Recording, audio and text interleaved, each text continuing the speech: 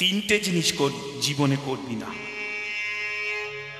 শুনবি নাও, ভাববি নাও, আর করবি নাও। বলল কি?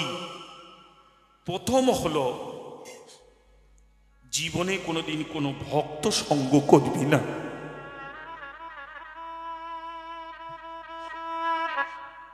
কারণ এই কৃষ্ণ ভক্ত সঙ্গ এমন এক সঙ্গ, এই সঙ্গ করতে করতে কখন মনের ভিতরে পশুবৃত্তিগুলো তারা ঘুমিয়ে পড়ে তুই নিজেও জানতে পারবি না।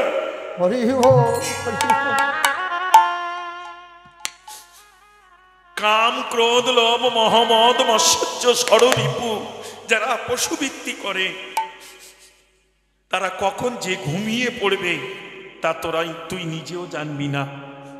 ওই জন্য সাধু সঙ্গ, কোন কৃষ্ণ ভক্ত সঙ্গ করবি না যদি ধরা না পড়তে চাস।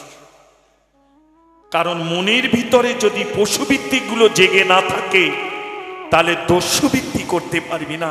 কারণ মায়ের কোলে ছেলেকে টুকরো টুকরো করে কেটে তবে মায়ের অন্তরে আঘাত দিয়ে তবে তো রত্ন হরণ করা। কম পশু হলে তবে এইগুলো কর্ম করতে পারে। তাই আমি চলে যাওয়ার আগে বলছি, কোনোদিন ভক্ত সঙ্গ সাধু সঙ্গ করবি না। বেশ। দ্বিতীয় বাবা বলল, দ্বিতীয় হলো কোনোদিন হরিনাম শুনবি না,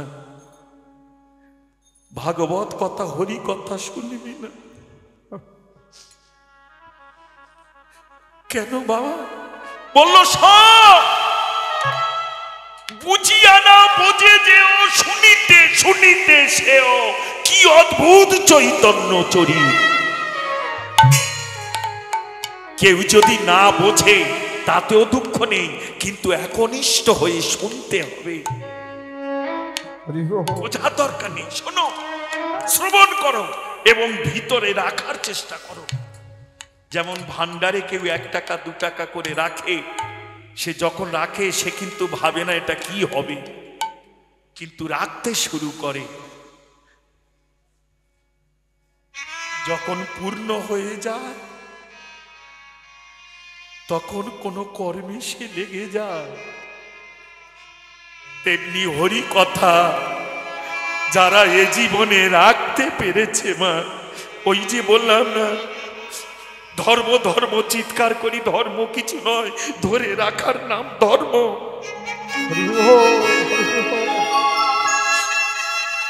ধরে আছো বলে সতী রমণী যেদিন হারিয়ে যাবে সেদিন পথের কাঙালিনী,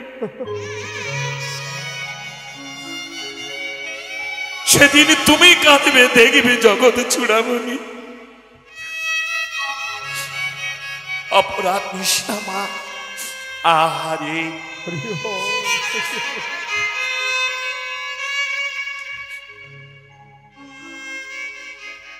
হরি কথা শুনবি না।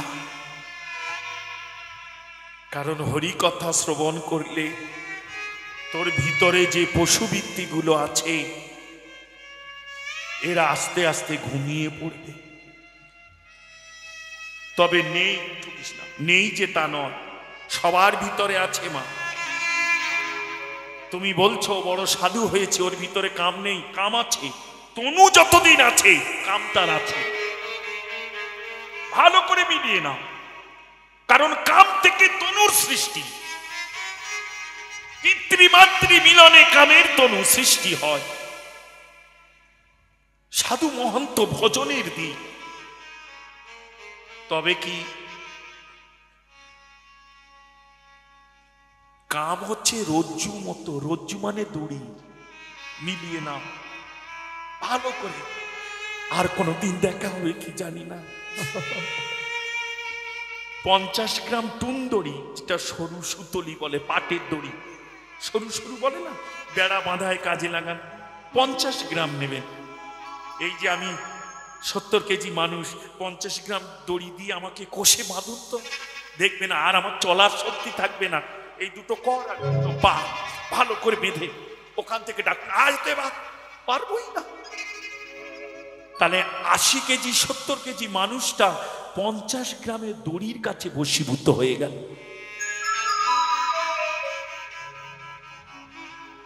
সারা জীবনের পাণ্ডিত্য, জ্ঞান, ভজন সাধন সামান্য ওই কামের কাছে কখন যে বশীভূত হয়ে যাবে।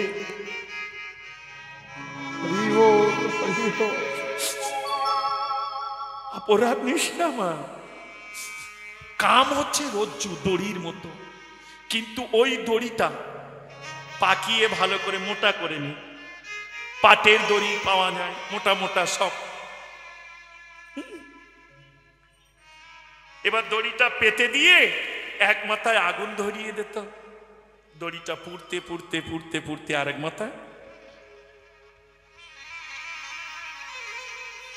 বাবা মাঠে নাঙল করে, তা এখন তো লাইলেনের দড়ি অনেক রকম উঠেছে, তখন কিন্তু পাটের দড়িতে নাঙলগুলো বা পশুগুলো বাঁধা হতো।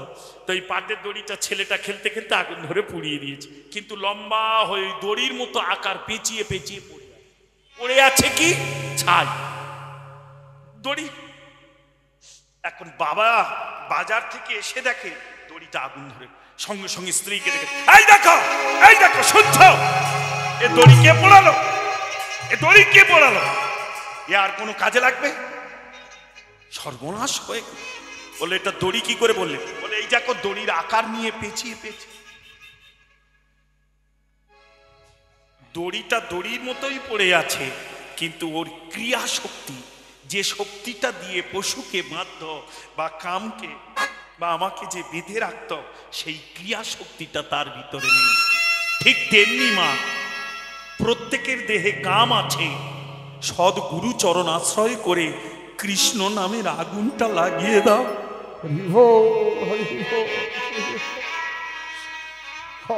এই কামরূপ রজ্জুটা আস্তে আস্তে পুড়তে পুড়তে কৃষ্ণ নামের বিরহ আগুনে কখন যে পুড়ে ছাই হয়ে যাবে। দড়ি যেমন পুড়ে ছাই হলে আর তার কোনো কাজে লাগে না, ঠিক তেমনি দেহে কামের আকার নিয়ে পড়ে থাকবে, কিন্তু কোনো কাজে লাগবে না। তার প্রমাণ স্বামী বিবেকানন্দের জীবনী পড়লে পাবে। অত দূরে না গিয়ে 500 বছর পূর্বের কথা, 5000 বছর পূর্বের কথা বাদ দিয়ে সামান্য বিবেকানন্দের জীবনী পড়ে দেখো। রাধে রাধে মা। আহারে, বলল হরি কথা ভাগবত কথা কোনোদিন শুনবি না, শুনলে এরা ঘুমিয়ে পড়বে। অনেকে বলে কাম ক্রোধ লোভ ত্যাগ করো, না হলে হরিভজন হবে না। ভুল কথা, ত্যাগ হবে না, এদেরকে ঘুম পাড়াতে হবে। কোনো মায়ের সন্তান যদি দুষ্ট হয়, এই যেমন এরা দুষ্টুমি করছে, মা কি করবে? এদের মেরে দিয়ে সংসারে কাজ করবে না, এদেরকে সেবা দিয়ে সন্তুষ্ট করে দোলনাতে শয়ন দিয়ে তারপরে এরা যেই ঘুমিয়ে পড়বে মা তখন গিয়ে, এরা যদি না ঘুমায় মা কত গান শোনায়। ঠিক তেমনি কামকেও যদি ঘুম পাড়াতে হয়, গুরু তো তোমায় নাম দিয়েই দিয়েছে। নাম করো নির্জনে বসে। যেমন দেখবে ছেলে যখন ঘুমায় মা কি করে, এই কেউ কথা বললে তার বলাই ও জেগে যাবে। ঠিক তেমনি মা এই কামকে ঘুম পাড়াতে গেলে নামকে নিয়ে তুমি নির্জনা একা বসো। তাই গৌর হরি হরি হরি দেখবে কাম কখন ঘুমিয়ে পড়বে। আর যেই কাম ঘুমিয়ে পড়বে, মা ছেলে ঘুমিয়ে পড়লে করে কি, সংসারের কাজ তাড়াতাড়ি সারে।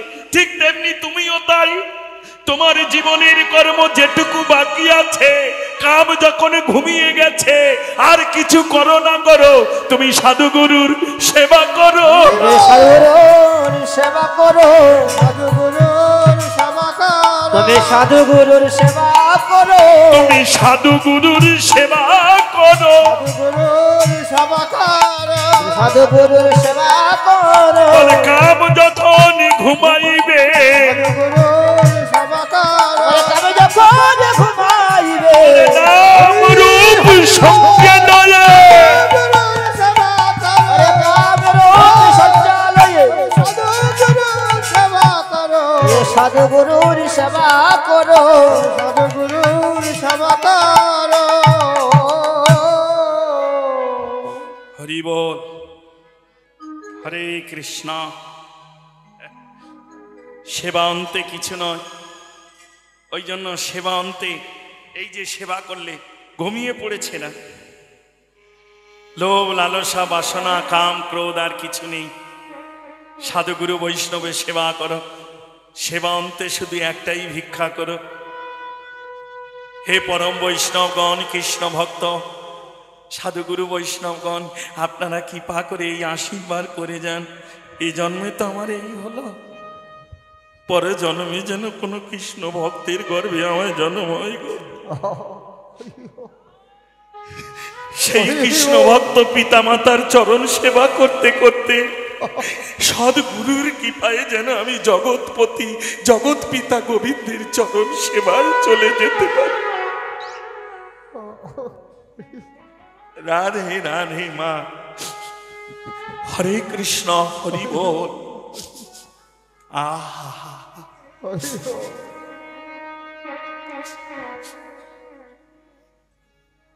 দুটো বললাম, বাবা তার ছেলেকে বলছে, ডাকাত তার ছেলেকে বলছে। প্রথম কি বলেছিলাম? কোন মা বলতে পারে? তোমরা না, বসো। কারণ বদন দেখলে যাই গো চেনা কৃষ্ণ ভক্ত হয়েছে কিনা, নয়ন দেখলে চেনা যায়। মা রাগ করিস না, দেখবি ভালো করে মিলিয়ে নিবি। চেকার যখন টিকিট চেক করে না, সবার কিন্তু ধরে না, তাহলে বোঝে কি করে যে আমার কাছে টিকিট নেই? ঠিক খুঁজে খুঁজে তাদেরই ধরে বেশিরভাগ। কেন? কারণ তারা টিকিট কাটেনি, তাদের অন্তরে একটা ভয় এবং চঞ্চলতা, সেইটাকে যে উপলব্ধি করতে পারে সেই কিন্তু চেকার হয়, টিটি যাকে বলেন আপনারা। ঠিক তেমনি মা কৃষ্ণ ভক্তর লক্ষণ দেখেই বুঝে পায়। কৃষ্ণ ভক্তের প্রথম লক্ষণ হবে দীনতা। সে কোনোদিন উঁচু হতে চাইবে না, সবসময় নিচু হয়ে থাকবে।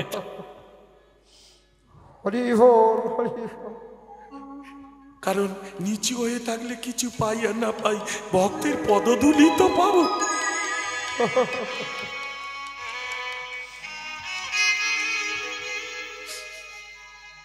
কৃষ্ণ ভক্ত পদধূলি যদি গঙ্গায় গিয়ে পড়ে, পবিত্র গঙ্গা বলে, ধারণা পড়ে। যাক, জয় রাধে। হরে কৃষ্ণ, হরি বল। মা প্রথম বলেছিলাম সাধু সঙ্গ, ভক্ত সঙ্গ করবি না। দ্বিতীয় বললাম হরি কথা বলবি না, ভাগবত কথা বা হরি কথা শুনবি না। তাহলে কটা হলো? দুটো। আমি বলবো বলেছি তিনটে, বা বাবা বলছে তিনটে, তাহলে বাকি একটা। বাবা এটা বলো, বলো না বাবা।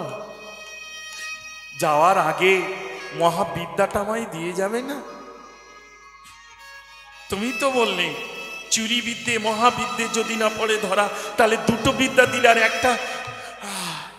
শোন বাবা, শোন, মৃত্যু মুখে তো, শোন, কাছে আয়, কাছে আয়। দেখবে কৃষ্ণ ভক্ত যখন দেহ রাখে, সেও কৃষ্ণ ভক্ত খোঁজে। কামনা বাসনার জীব যখন দেহ রাখে, এরাও তখন আত্মীয় স্বজনকে খোঁজে, খোঁজে সবাই। ওই জন্য বলে না সাধু সঙ্গে মরণ ভালো, কারণ মৃত্যুর কালে তো সে কৃষ্ণ নাম আমায় দেবে। সাধু সঙ্গে গিয়ে যদি আমার মরণ হয়, তাও জীবন ধন্য, কারণ মৃত্যুকালে কিছু দিক আর না দিক, তারা কৃষ্ণ কৃপা করো বলে। জয় গৌর হরি হরি বল, হরি বল, হরি বল। আর জাগতিক জগতে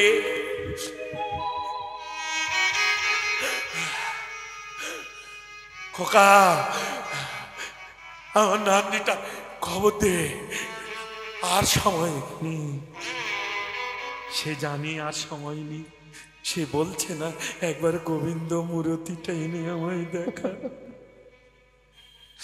সে জানে যে নাতনি আমার পরের ঘরে চলে গেছে, সে আমার নয়, কিন্তু তার দেখার জন্য অন্তিম কালেও বাসনা হয়। ভালো করে মিলিয়ে নাও মা। যাক, জয় শ্রী রাধে। তাহলে দুটো গেল, এক সাধু সঙ্গ ভক্ত সঙ্গ করবি না, দ্বিতীয় হলো ভাগবত কথা হরি কথা শুনবি না, তৃতীয় হলো বাবা শেষ সময় বলে যাচ্ছি জীবনে কোনোদিন সত্যি কথা বলবি না।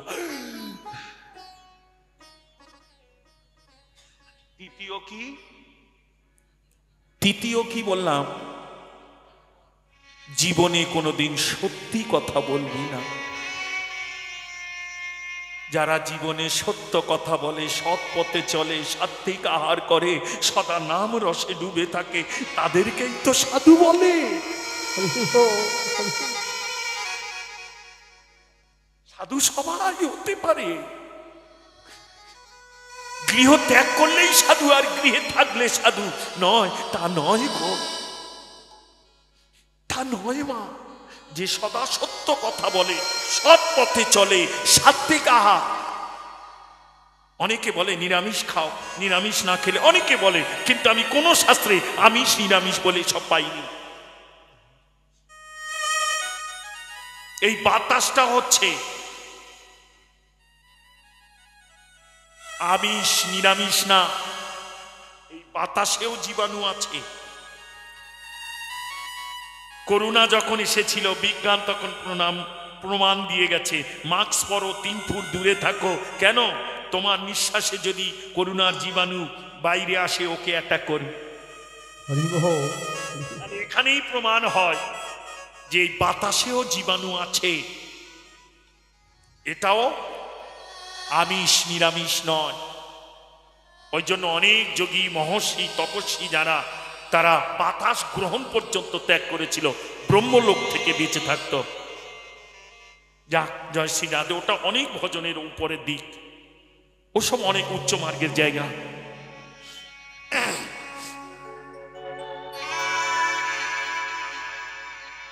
তিনটে পেলে মা। প্রথম হলো ভক্ত সঙ্গ, সাধু সঙ্গ করবি না। দ্বিতীয় হলো কোনোদিন হরিনাম শুনবি না, ভাগবত কথা শুনবি না। তৃতীয় হলো জীবনে কোনোদিন সত্যি কথা বলবি না। এই তিনটে মহা গুরুমারা বিদ্যে দিয়ে বাবা নিত্যলোকে চলে গেল। বাবার সখী ছেলে কাঁদল না, তার অন্তরে পশুবৃত্তি রয়েছে। কান্নাকাটি কি? রাধে রাধে।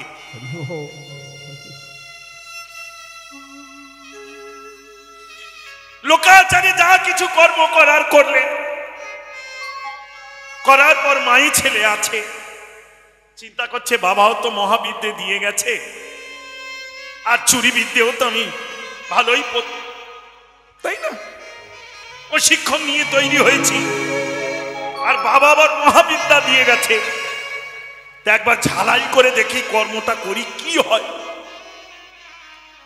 এখন যেখানে সেখানে না করে সোজা গিয়ে রাজার ছেলের ঘরে করে ফেলেছে। অরবিন্দ কর রাজার রাজপুত্র, ছোট্ট ফুল বাগিচায়, মানে ফুলের বাগান, বাগিচা মানে বাগান, খেলা করছিল। আর ঠিক ফাঁকে সিপাই লাঠোয়াল পালোয়ান ছিল, কিন্তু তার ফাঁক দিয়ে এ গিয়ে সেই হিরে মুক্ত জহর যা কিছু দিয়ে হার তৈরি করা সেই ছেলের হারটাও চুরি করে নিয়ে চলে গেল। এবার দেখো মা, তোমার আমার কিছু গেলে না হয়, তাই না? কারণ আমরা নর্মাল ব্যক্তি, আমাদের অত ক্ষমতা নেই, তাই না? তাই তো নাকি? বার্ধক্য ভাতা, বিধবা ভাতা দিক আর না দিক কি করব? কিন্তু যাদের ক্ষমতা আছে, তা রাজার ক্ষমতা কি কম? রাজার ছেলের হাত চুরি, এ কথা মেনে নেওয়া যায় না। সিপাই, লাঠোয়াল, পালোয়ান যারা ছিল সবাইকে ডেকে, শোনো, আমার ছেলের হার চুরি করেছে যে, তাকে যদি তোমরা ধরে না আনতে পারো তাহলে তোমাদেরও গদ্দান নেওয়া হবে। এবার এরা তো সন্ধান করতে শুরু করলো। সন্ধান করতে করতে জানতে পারলো অমুকের ছেলে, সে বড় ডাকাত ছিল, তার ছেলেটাও বড় ডাকাত হয়েছে, তাই তাকে গিয়ে ধরলো। ধরে যখন রাজসভায় নিয়ে আসে, আর ওর মা মানে ওই ডাকাতের স্ত্রী, এ তো যে সে মা নয় গো, কৃষ্ণ পরায়ণা জননী। মা কেঁদে কেঁদে বলল, গোবিন্দ,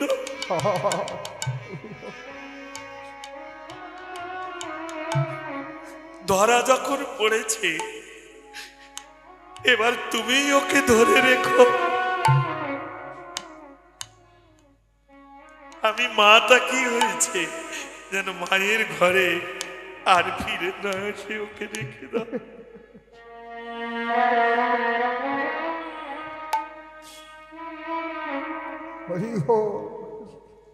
বেঁধে সিপাহীরা বেঁধে নিয়ে গেল রাজসভায়।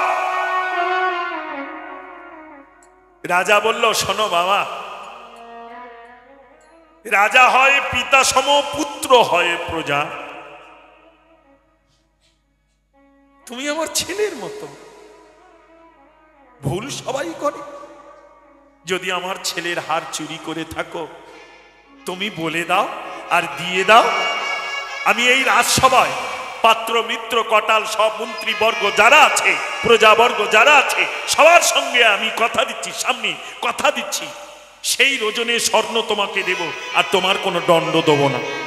আমি কথা দিচ্ছি, তুমি দিয়ে দাও।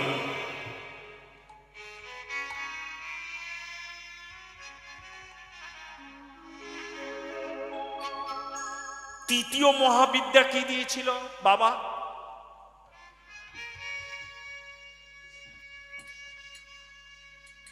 এ মনে মনে চিন্তা করছে,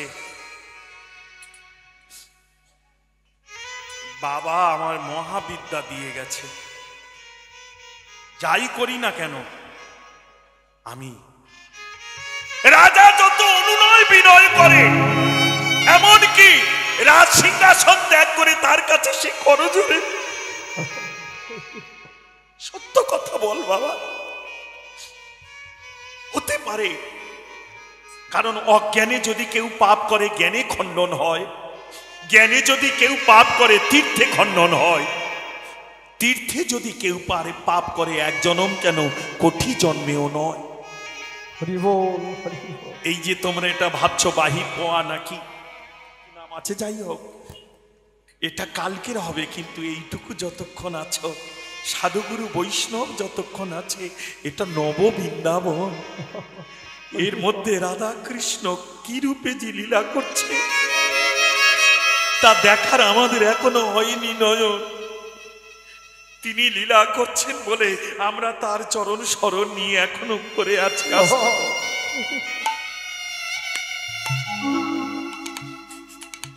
রাধে রাধে মা, হরে কৃষ্ণ, হরি বল। ছেলেটা বলল, রাজামশাই,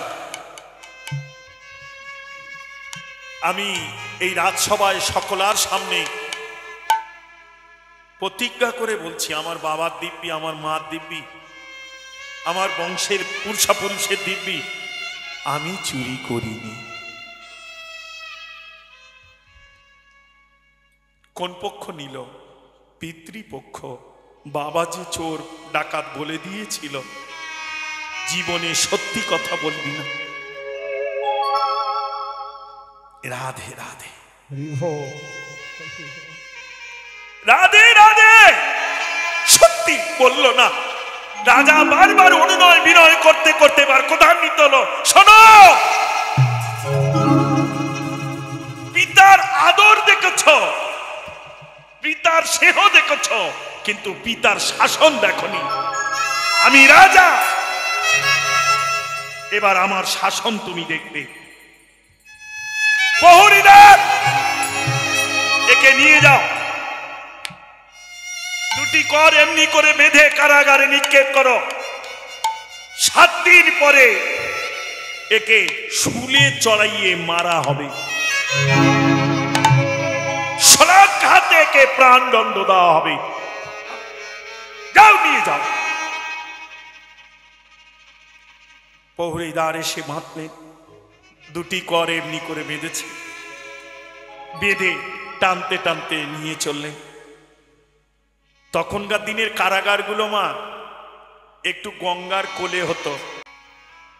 এই যে রূপ সনাতনকে কারাগারে রেখেছিল, রূপ পালিয়ে গেছিল, আগে সনাতনকে রেখে দিয়েছিলেন না। আগের নাম ছিল দবির খাঁ, সাকার মল্লিক। সনাতনের নাম ছিল সাকার মল্লিক, আর রূপের নাম ছিল দবির খাঁ। নবাব শেরশাহ আমলে একজন অর্থমন্ত্রী আর একজন শাস্ত্রমন্ত্রী, নাকি না প্রধানমন্ত্রী নবাব শেরশাহ, এরা দুজন মন্ত্রী ছিল। একটা জিনিস নবাব শেরশাহ এদের জিজ্ঞাসা করেছিলেন, একটা কথা, এরা বৈষ্ণব হয়ে গিয়েছিলেন। কোন কথা? শুধু একবার নবাব শেরশাহ জিজ্ঞাসা করলো, আচ্ছা দবির খাঁ, সাকার মল্লিক, তোমরা তো এত বুদ্ধিমান, এত ব্রেনিয়ান, তোমাদের উপরে নির্ভর করে আমার রাজত্ব চালায়, তা কারণ একজন অর্থমন্ত্রী আর একজন, তা বলতে পারো তোমরা আমার পিছনে কেন ঘোরো?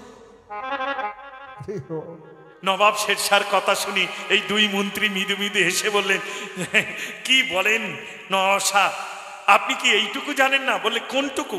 বললো আপনার কেন পিছনে ঘুরি? বললো কেন, বলবে তো? বললো আপনি মাল করি দেন বলে,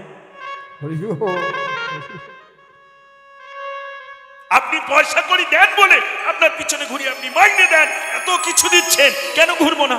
বললো তাই যদি হয়, আমি এত কিছু দিচ্ছি বলে তুমি আমাদের পিছনে ঘুরছো, তাহলে নবদ্বীপে নাকি শচীর ছেলে কে একজন নিমাই বলে হরিনাম নিয়ে যায়, তার পিছনে আবাল বৃদ্ধ বনিতা, পায়ে যাওয়া তো দূরের কথা, কেউ হরিনাম করতে করতে গড়াতে গড়াতেও যায়।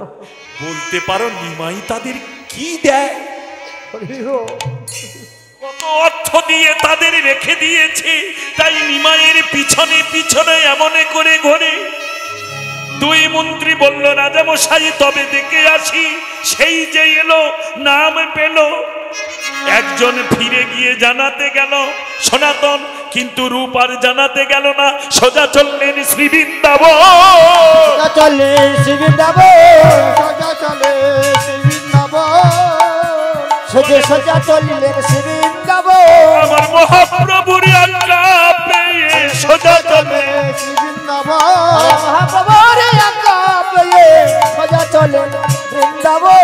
মহাপ্রভুর আজ্ঞা পেয়ে চলে রাধা কৃষ্ণ করিতে ভজন, চলে শ্রী বৃন্দাবন, রাধা কৃষ্ণ করিতে ভজন, সোজা চলে শ্রী বৃন্দাবন, সোজা চলে শ্রী বৃন্দাবন। সোজা চলে শ্রী বৃন্দাবন।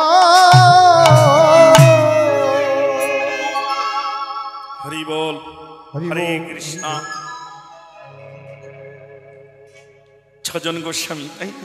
জয় রূপ, এই যে রূপ প্রথম, কিন্তু সম্পর্কে বা বয়সে সনাতনের থেকে ছোট রূপ, কিন্তু আগেই ভজনে গিয়েছিলেন, ওই জন্য বৈষ্ণব আগে তার নামটা দিয়েছেন জয় রূপ সনাতন ভট্ট রঘুনাথ শ্রীজীব।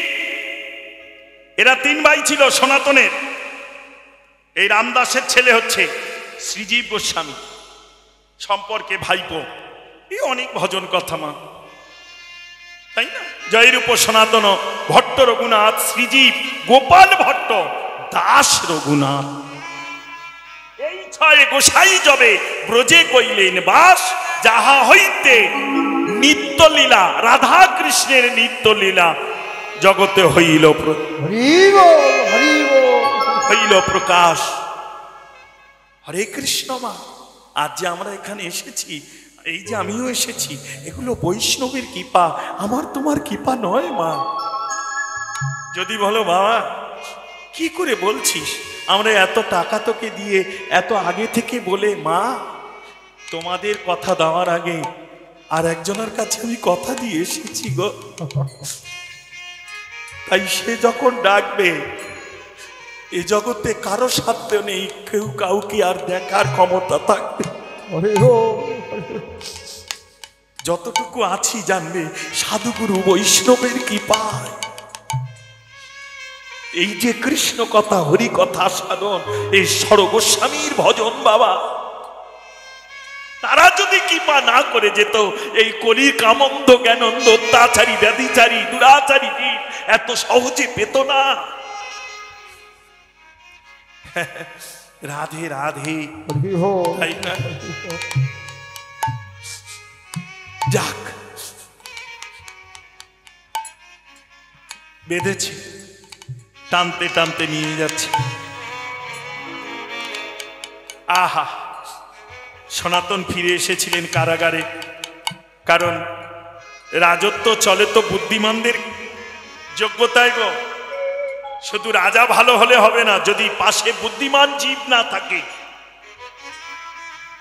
তাহলে সে রাজত্ব ভালো চলবে না। পাশে যদি ভালো লোক না থাকে রাজত্ব এত সহজ চালানো নয়। দেখলে বাবা, এরা বুদ্ধিমান, এরা যদি চলে যায়, নবাব শাহ মনে করলো একে কারাগারে রাখো, এর কোনো রোগ হয়েছে, কারাগারে রেখে দাও। কারাগারে রেখেছিলেন, অনেক কিছু করে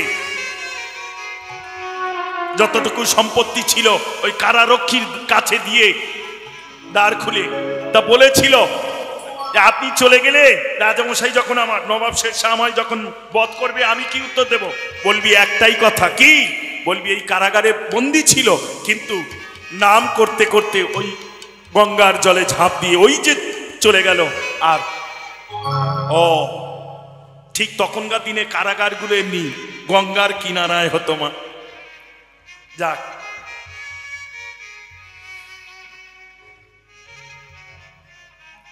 টানতে টানতে রাজসভায় থেকে নিয়ে যাচ্ছে, এমনি পথ দিয়ে যাচ্ছে। আর ঠিক এই পথের পাশে আজ যেমন হরি কথা, সেদিনও ওই রকম ভাগবত কথা হচ্ছে। যে বৈষ্ণব চূড়ামণি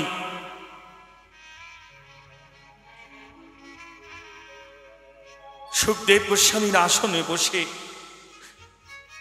হরি কথা বলছেন, বা ব্যাস আসনে বসে হরি কথা বলছেন, তিনি বলছেন, ওগো আমার জগৎ পিতা গোবিন্দ সবার দ্বারে আসে, কিন্তু আমরা চিনতে পারি না। কারণ যদি হয় সেই আঁখি, তবে কৃষ্ণ রূপ দেখি।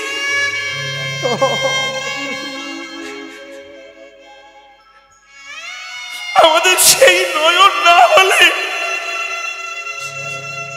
তাকে দর্শন করা যায় না।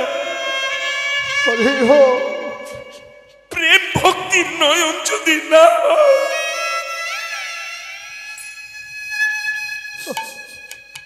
দেখবে কি করে?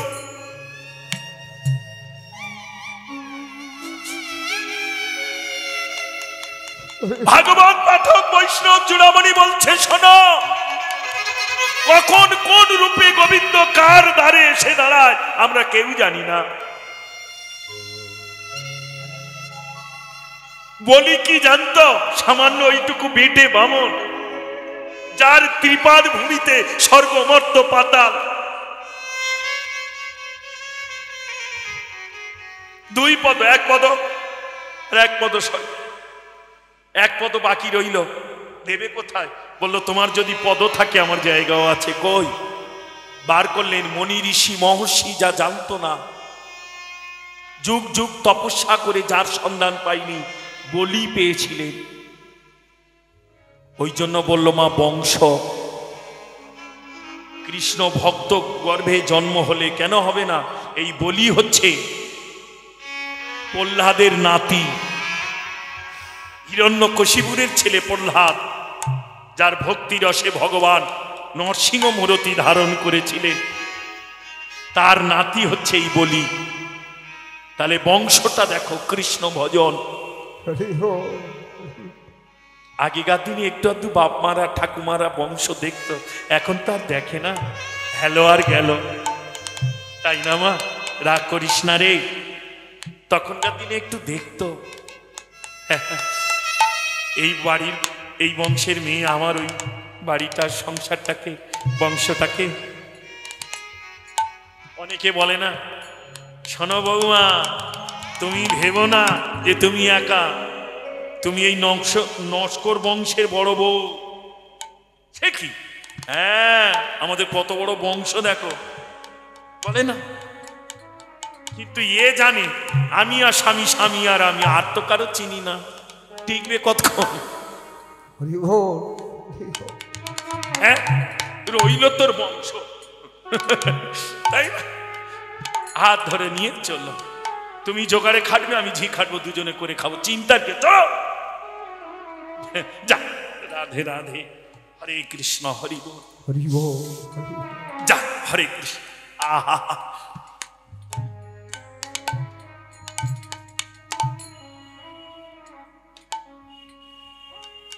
ও তো গেল ওদের কথা, বলির কথা। ধরা দেবীর ঘরে গোবিন্দ এসেছিল।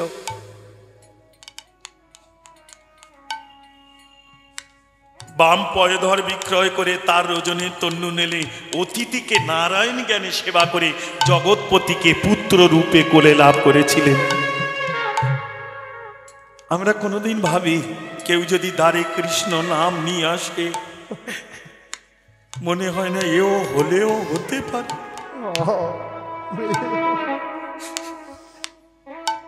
কারণ আছে সবার ভিতরে, কিন্তু সবাই তো জাগাতে পারে না। এ হয়তো জাগিয়েছে। লক্ষ্য কর্মা, খুব ভজন কথা, জাগা। ভগবানকে জাগাবার শক্তি তোমার নেই, তবে গুরু তোমায় যেটা দিয়েছে সেটাই গাও। যা গাও তাই গাও। এই গাইতে গাইতে কখন যে তোমার কুলকুণ্ডলিতে আমার রাধা কৃষ্ণ জেগে উঠবে, কখন যে তুমি সেই চিন্ময় মূর্তি দেখতে পাবে। হরি বল। জাগাও,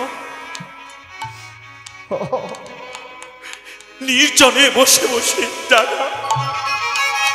তোমেরা নীতি নীতি যে নামে গা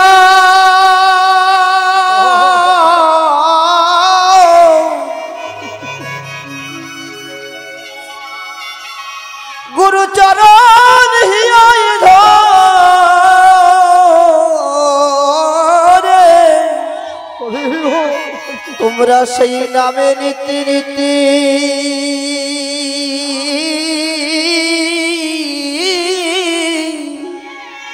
সেই নামে তোমরা নীতি নীতি গাও। নিরজন মন্দিরে বসে হা গোবিন্দ তোমার হলাম বলে, গোবিন্দ তোমার হলাম বলে, তোমার ওই আতুল চরণে তো দেওয়ারে কিছু নাই। যা ছিল আমার জীবনে আত্মীয় স্বজনে দিয়েছি বিসর্জনে, শেষে সম্বল আছে নয়নের জল, তাই তোমার দিলাম চরণ তল। যেন আমায় কাঙাল বলে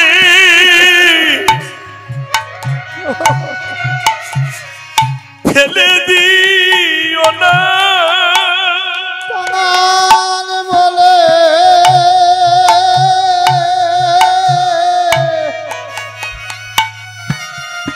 আমার ফেলে দিও না। আমি কাঙালি বলে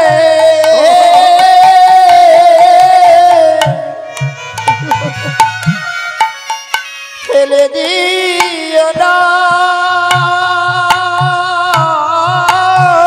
আমি কাঙাল বলে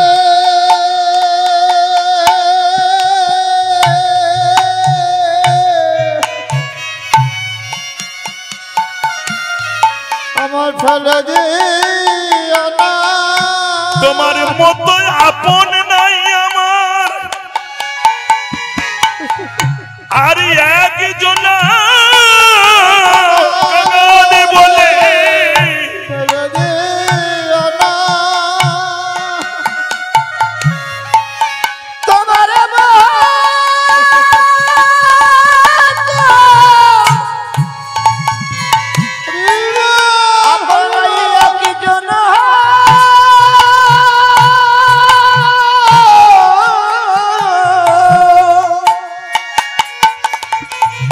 আমি কাঙাল বলে ফেলে দিও না।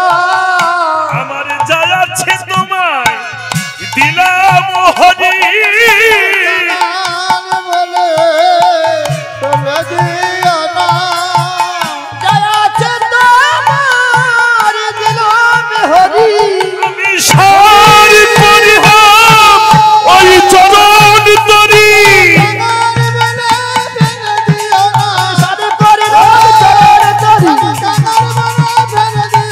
সারে করিলাম চরণ তরি। আমি কাঙাল বলে ফেলে দিও না। সর্ব উচ্চাঙ্গের ভজন হলো আত্মনিবেদনম। রাধে রাধে মা।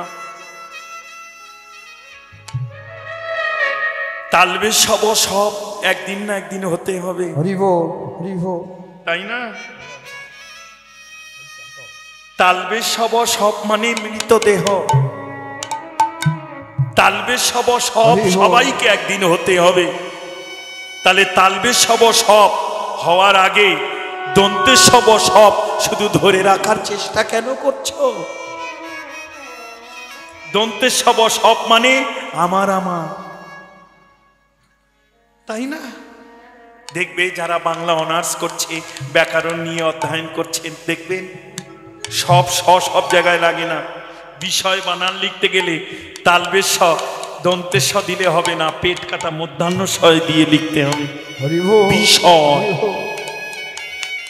আবার বাড়ি আমার, গাড়ি আমার, এসব ছেলে মেয়ে বউ এসব আমার, এসব লিখতে গেলে দন্তের সব সব মানে আমার আমার।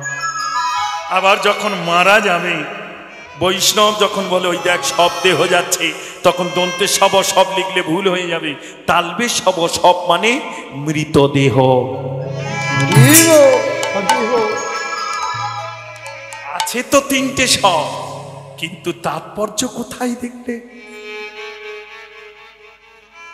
ঠিক তেমনি মা, চোখের জল সবার আছে, কিন্তু সব জল কি গোবিন্দ চরণে যায় গো?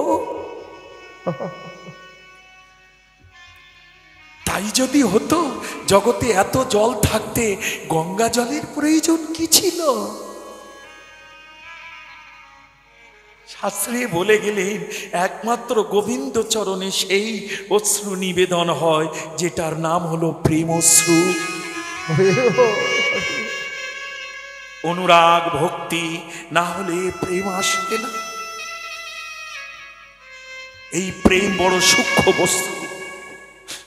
এই প্রেম সন্ধান যদি যে পেতে হয়, জানতে হয়, তাহলে তাদেরকে আশ্রয় করতে হয়। কারা গো? যারা কিঞ্চিত হলেও প্রেমকে আশ্রয় করেছিল। কারা? অগো চণ্ডীদাস রজকিনী, আরে বিল্লমঙ্গল চিন্তামণি, চণ্ডীদাস আরে রজকিনী,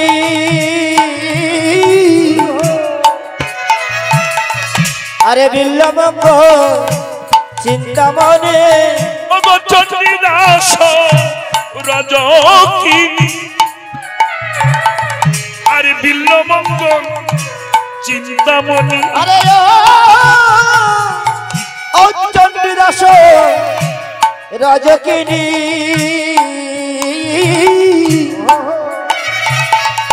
আরে বিল্লমঙ্গল চিন্তামণি। দেখো যারা ছিল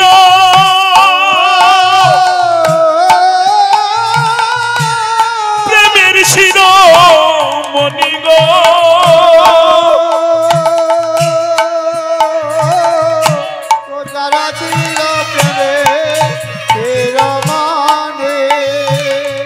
আরে যারা ছিল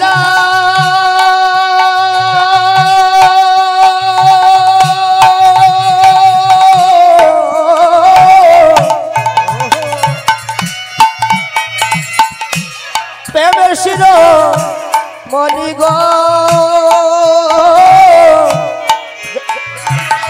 আরে যারা ছিল প্রেমের শিরোমণি। রাস শুনেছে কোনদিন? রাস রাস শোনো? যদিও কলিযুগে ভাগবতে নিষিদ্ধ আছে, রাস নিষিদ্ধ, কারণ এখন রাস তো হয় না সব, তাই না? কে আনিল রে হিদ মাজারে, আরে আরে মনে হয় কি না কি করি, তাই না? রাস বানালে প্রথমে একটা ত্রিভুজ অঙ্কিত করলে, ওটাকে কি বলে? ব বাংলা। নিচে বিন্দু দিলে কি হয়? বিন্দু। শূন্য নয়, শূন্য আলাদা, বিন্দু আলাদা। বিন্দুর মধ্যিখানে ফাঁক থাকে না, শূন্যের মধ্যিখানে ফাঁক থাকে। 10 যখন লিখবে, 1 লিখে আর বিন্দু দেবে হবে না, 1 হয়ে যাবে, বিন্দুটা কমা। কিন্তু তার পিছনে যদি একটা বড় করে শূন্য দাও, 10 হয়ে যাবে। বিন্দু আলাদা আর শূন্য আলাদা। তাহলে র ব লিখে নিচে বিন্দু দিলে হয় র, আকার দন্তেশ্বর আস। এবার মিলিয়ে নাও মা, এই জীবনে যাদের বিন্দু খসে যান, রয়ের নিচে বিন্দু খসে গেলে বয়াকার দন্তেশ্বর কি থাকে? রাস 4টে কিনি, আমরা বলি রাস রাস শুনবো, রাস এত সোজা মা? অপরাধ নিস না রে জননী। বিন্দু যাদের খসে যায় তাদের জীবনে আর রাস হয় না। বয়াকা দন্তে সবাস, কোন বাস? যেটা চড়ে আপনারা কলকাতায় যাবেন না। লক্ষ্মী পূজার দিন পাশের বাড়ি থেকে 1 ঘটি দুগ্ধ এনে রেখেছেন, ছেলে ফেলে দিল, মা বলল বাস পূজা হয়ে গেছে। ওই বাস ক্ষতি করলো কেউ না, বলল আবার 84 লক্ষ জনী এই মাতৃ জঠরে জন্ম মৃত্যুর ভয়ে কিমিকিটের দংশনে বাস। তুমি রাস পর্যন্ত পৌঁছে রতি মতিটাকে তার চরণ পতি দিতে পারবে না, খসে গেল। রতি মতি যার খসে যায় সে কি জগৎপতির সেবার যোগ্য?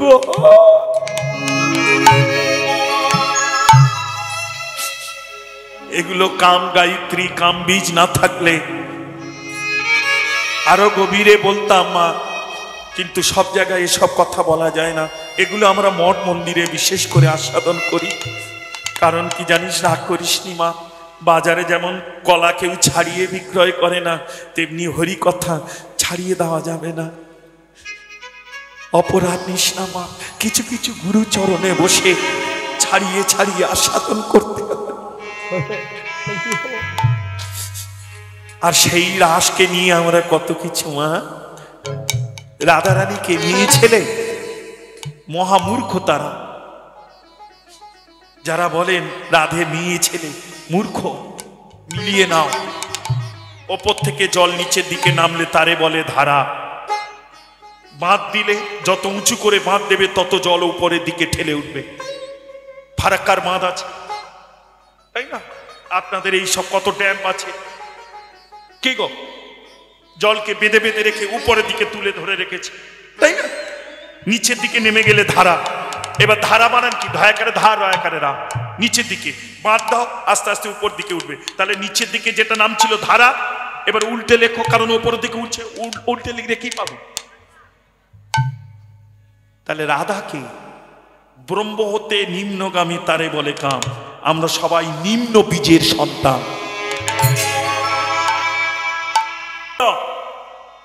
সন্তান হলো ছেলেকে ডাকাত তৈরি করতে চাইলো, আর মা কাঁদতে লাগলো,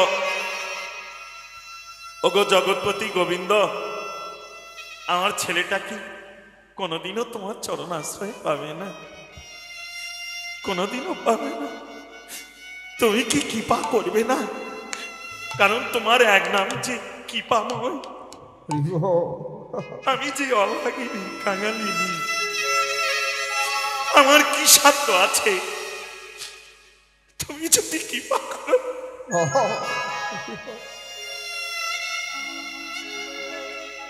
ছেলেটা তার পিতা কৌশল করছে, কৌশলের দ্বারা শিক্ষা দিচ্ছে।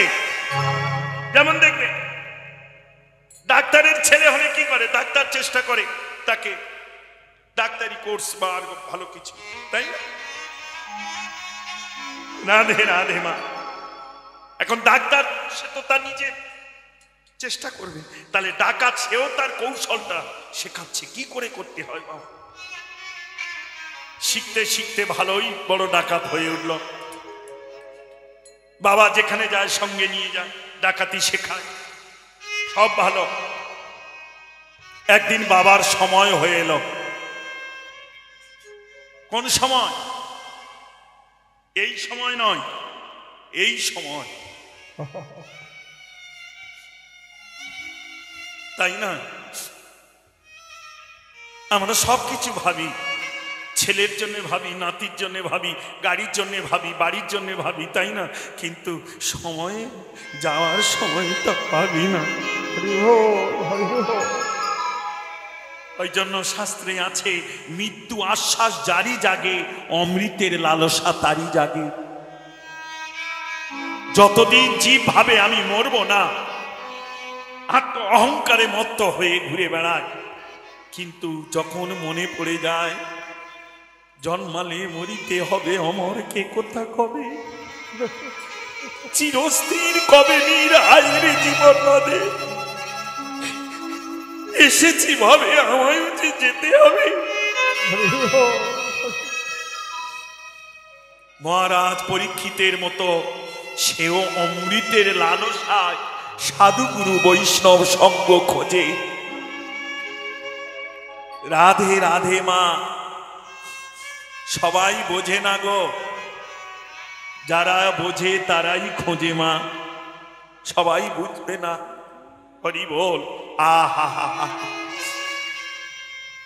সব শিক্ষায় শিক্ষিত করে, মানে কৌশল করে ছেলেকে তৈরি করলো, করার পর বলে খোকা আর তো আমার সময় নেই, আমি চলে যাব। তবে যাওয়ার আগে সব শিক্ষা তো তোকে দিয়েছি, কিন্তু গুরু মারা বিদ্যে তোকে আমি দিইনি। কি? চুরি বিদ্যে, মহাবিদ্যে যদি না পড়ো, যেদিন পড়বে ধরা সেদিন কেটে দেবে গলা। রাধে রাধে। যদি না পড়ো ধরা, মহাবিদ্যে যদি না ধরা পড়ো। তা বললো বাবা সব বিদ্যা আমি তোকে দিয়েছি, কিন্তু মহাবিদ্যাটা এখনো তোকে দিইনি। ছেলে বাবার কাছে বসে বসে কাঁদছে, বাবা দাও। বলল শোন,